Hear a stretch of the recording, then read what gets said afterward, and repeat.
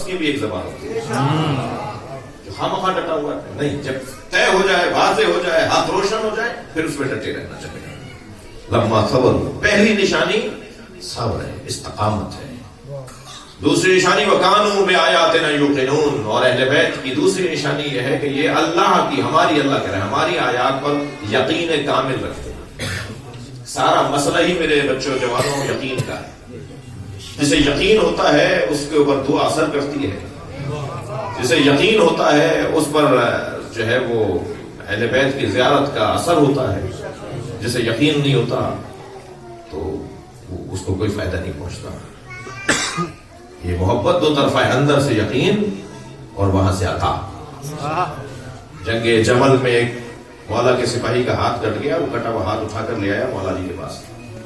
خون بہ رہا تھا بازو سے، وہ دوسرا ہاتھ اٹھا کے اسے ہاتھ سے ہاتھ اٹھا کے لایا کہ مولا میرا ہاتھ کٹ گیا. حضرت نے اس کا ہاتھ اس کے کٹے ہوئے بازو سے جوڑا اور کچھ پڑھا، ہاتھ جڑ گیا. ہاتھ جڑا ہوا جیسے کٹا ہی نہیں تھا، ایسے جڑا ہوا ہاتھ لے کے واپس جانے لگا تو 2 قدم چل کے چند قدم چل کے واپس آیا. کہنے لگا آپ نے کیا پڑھا ہے؟ اب یہ وہ باتیں ہیں کہ جو اپنی حدوں سے نکلنے والی ہیں. یہ بہت سارے لوگ ائمہ کے بارے میں بھی ایسے ہی کچھ خیال رکھتے ہیں. آپ نے کیا پڑھا؟ حضرت فرمایا سورہ الحمد، سورہ شفا. میں نے تمہارے کٹے ہوئے بازو پر سورہ شفا پڑھی تھی، تمہارا ہاتھ جڑ گیا. تو کہا سورہ شفا پڑھی ہے. تو جیسے ہی شک کی کیفیت میں آیا دوبارہ سے کٹ کے گیا.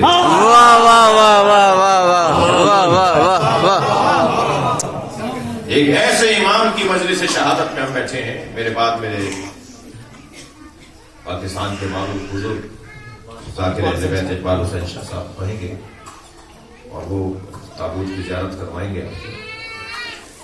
اس امام معصوم کے دسترخوان پہ، یہ دسترخوان بیٹھا اس امام کے دسترخوان پہ بیٹھے ہیں جس کی یہ صفت بہت ہی واضح صفت، قرآن کی آیت کا مکمل مصداق امام کاظم. کانوا بآیاتنا یوقنون، ہماری آیات پر یقین کامل رکھنے والے لوگ. جب یقین کامل رکھنے والے لوگ امام بنائے جاتے ہیں تو پھر ان کے چاہنے والے بھی خوشبو لیتے ہیں. میں اگر 2 گھنٹے تک گلاب بیچنے والے کی دکان پر بیٹھ کر آؤں تو 4 گھنٹے تک میرے اندر سے گلاب کی خوشبو آتی ہے. جو 70 سال سے حسین حسین کر رہا ہے، کیا اس میں حسین مولا کے کردار کی، کربلا کے پیغام کی خوشبو نہیں آئے گی؟ اس کی تو چال بتائے گی کہ حسین ہی جا رہا ہے. جی وہ چھپ کے رہ ہی نہیں سکتا.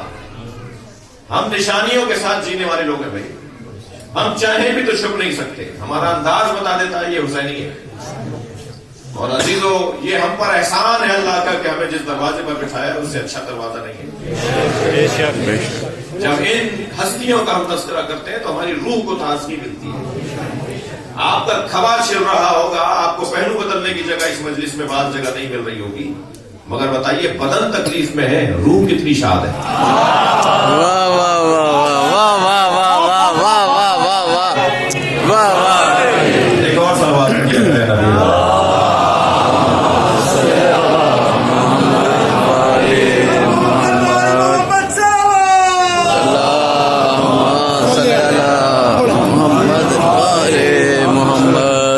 شاہ صاحب تشریف لے آئے. میں خود ان کا پڑھائی، ان کی پڑھائی، ان کی ریاضت اس خطے میں خاص طور پر پاکستان میں بہت بڑا نام ہے. بہت ہی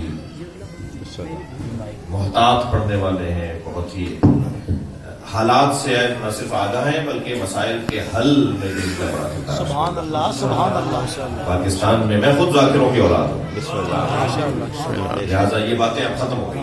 اور اتنا بولا ہے میں نے، اس میں مجھے مصیبتیں بھی ہوئی ہیں مگر بولتا رہوں گا، اس لیے کہ ان لوگوں کا اس وقت میں کردار شروع ہوا جس وقت میں نثری خطابت نہیں تھی.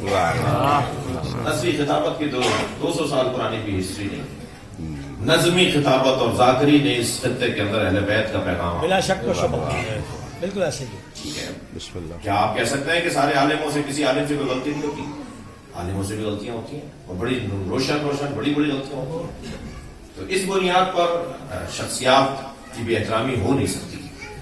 میں دعا گو ہوں شاہ صاحب کے لیے اور تمام مولا کے مداحوں کے لیے، اور آپ سے گزارش کروں گا کہ ہم جیسے فقیروں کے لیے بھی دعا کریں. عزیزو، امام کا تذکرہ ہے. پہلی صفت لما صبر، دوسری صفت وَكَانُوا بِآيَاتِنَا يُوقِنُونَ. پہلی صفت امام میں یہ کہ آپ صبر میں سب سے بڑے صابر. 14 سال معراج عبادت میں رہے ہیں. 1-2 سال کی قید نہیں. 14 سال معراج عبادت ہے. مگر میں مصائب کے بیان سے پہلے ایک سوال کروں گا. اگر آپ کے ملک کا کوئی معروف شیعہ شخصیت گرفتار ہو جائے تو سارا ملک باہر نکل آتا ہے, احتجاج ہوتا ہے, اپنے حق کے لیے اپنے عزیز کو بحال کرانے کے لیے جدوجہد ہوتی ہے. کبھی غور فرمایا اس وقت کے شیعوں کی کتنی بڑی آزمائش تھی. 1-2 دن نہیں, 14 سال امام قید میں ہے اور امام کے شیعہ کچھ نہیں کر پا رہے. بہت بڑی آزمائش تھی. کسی امام کی زندگی میں ایسا منظر نہیں بنا. ویسے بھی جس نے اپنے وجود کو ختم کیا ہو اس انداز سے وہ باب الحوائج بن جاتا ہے. یا حضرت علی اصغر سے جا کے ہم مانگتے ہیں, یا مولا عباس سے جا کے مانگتے ہیں, یا اللہ کا دروازہ ہے, یا ہم مانگتے ہیں تو حضرت امام کاظم باب الحوائج سے مانگتے ہیں. 14 سال قید میں. ينتقلوا من السجن الى السجن حتى ينتقلوا الى سند ابن شاہق. ایک قید خانے سے دوسرے قید خانے میں, دوسرے قید خانے سے تیسرے قید خانے میں. جس قید خانے میں رکھا جاتا تھا دربان امام کا مرید ہو جاتا تھا.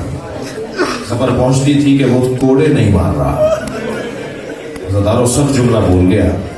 جناب زہرا کو ہاتھ اٹھایا گیا, بی بی زہرا پہ ہاتھ اٹھایا گیا نا, ہمارے رونگٹے کھڑے ہو جاتے ہیں.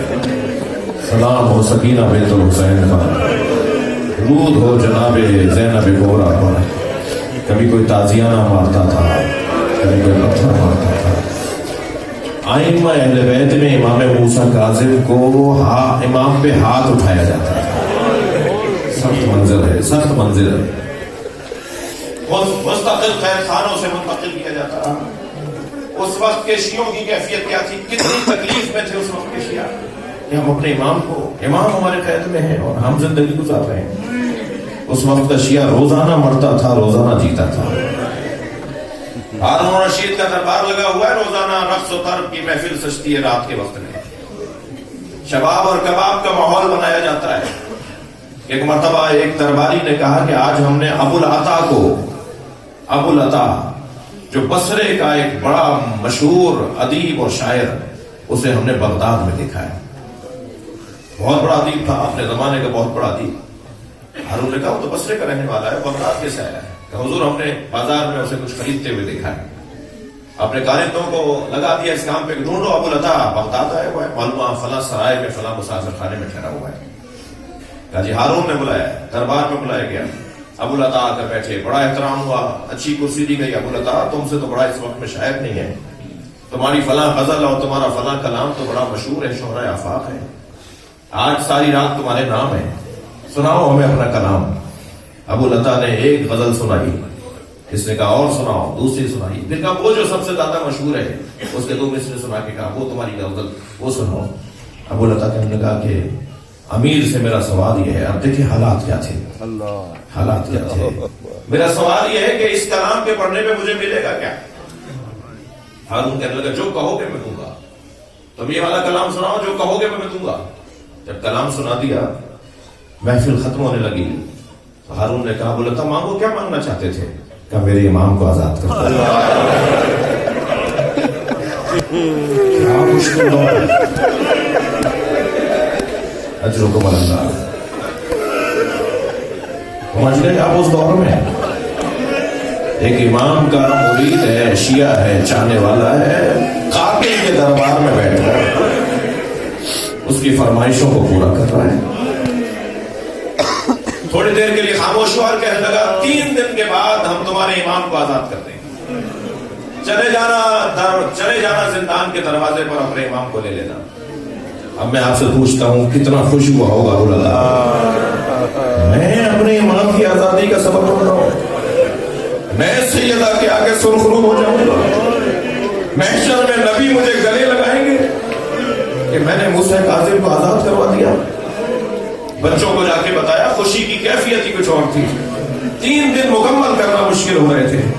तीसरा दिन जब आया तो जाके इस जिंदान के दरवाजे पे बच्चों के साथ, खानवादे के साथ जाके खड़े हो गए। सबसे पहले बढ़कर इमाम को सलाम मैं करूंगा और इमाम से कहूंगा, इमाम मैंने ये सिफारिश की थी, आप मेरी शिफात कीजिएगा। अबू लता कहता है कि मैं सुबह से जाके खड़ा हो गया, कुछ कैदियों को लाया जा रहा था, कुछ को आजाद किया जा रहा था। हर दफा दरवाजा खुलता था तो मैं कहता था आज मेरा इमाम आजाद होगा। तो दरबान कहता था अभी इंतजार करो, अभी इंतजार करो। कहता है असर का वक्त जब आया और दरवाजा खुला तो मैंने कहा मेरे इमाम को कब आजाद करोगे? क्या कुछ देर में तुम्हारे इमाम बाहर आ रहे हैं। कहता है मैं दरवाजे पे खड़ा था, मैंने क्या देखा, एक तख्ते पे जनाजा, 4 मजदूर उठाए हुए हैं। मैंने आगे बढ़ के कहा आज मेरे इमाम को आजादी मिलने थी। कहा इमाम यही मूसा काज़िम है जो शियों के इमाम। अल्लाह